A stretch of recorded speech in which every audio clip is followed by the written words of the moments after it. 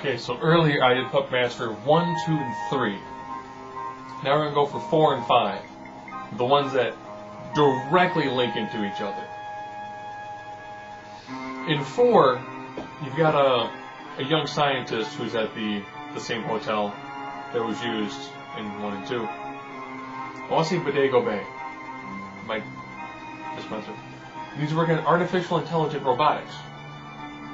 He's doing it primarily by playing laser tag with his robots. Then he discovers this case full of puppets. And they start moving around. He's like, whoa, okay. This makes sense. Puts the laser guns on them. So essentially he plays laser tag with the puppets. I'm not joking, he plays laser with puppets. And then it goes back a little bit to tell you that, you know, the ancient secret, there's a demon who wants it back.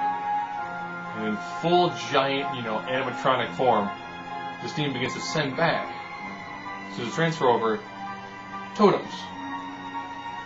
Essentially, you know, evil puppets. So you have the puppets versus evil puppets sent by a demon. But to help guide the young puppeteer, he creates another puppet.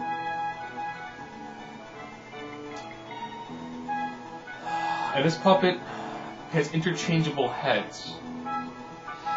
One is just a regular, you know, like metal head, and it's being honored to along. Well, the other head essentially is kind of like a, it looks kind of like a really old-timey like Tesla coil. And it shoots lightning from it. And he's called the Capitron. And he's supposedly one of the most powerful of the puppets. And they do battle, and they defeat, you know, the totem. Defeating the first Olympus, and they defeat 2 of them.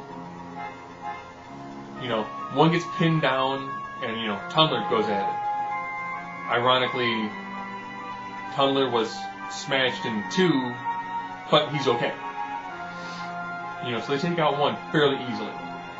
Second one, a little bit tougher to take. This is one that, you know, the Capitron more or less puts on, like, you know, the lightning head and blows it apart. This one's actually pretty good. It's very entertaining. You know, they have bits and pieces of where it deals with, you know, again, you have a very, very small core cast of humans. And a lot of it is based upon, you know, the evil totems fighting the good puppets. And that's really good. Right into 5. The idea behind 5 is, you know, the head demon sends himself. And he's a much more powerful totem. So again, now you have a much more powerful puppet fighting all the puppets. And of course, you know, puppets prevail. This fun arc is called the final chapter. This was supposed to be, Full Moon's intention was to be, you know what? These films have done really, really well.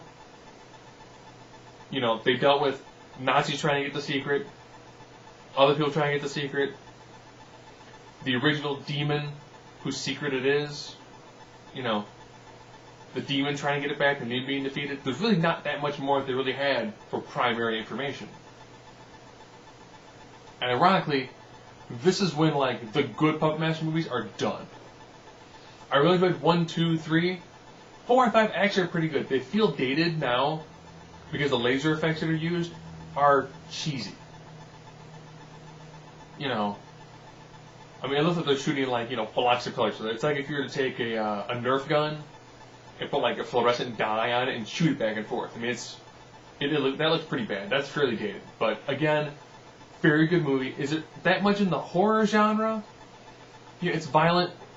The totems do kill people, and they kill them in so many horrific ways. Because, you know, you got, like, because you have claws, spikes. You know, they look almost Aztec in nature. They're very. I'm at a loss for words. They're very intricate, they're very strong, very fast, and essentially they're just, you know, very sharp objects that cut, stab, bite, kill. It's just all around great. You know, this is one of the best times when the puppets fight a puppet and it's good. In the next video, I will do Curse of Puppet Master, Retro Puppet Master, Puppet Master Legacy, and the sci-fi original movie Puppet Master vs. Demonic Toys.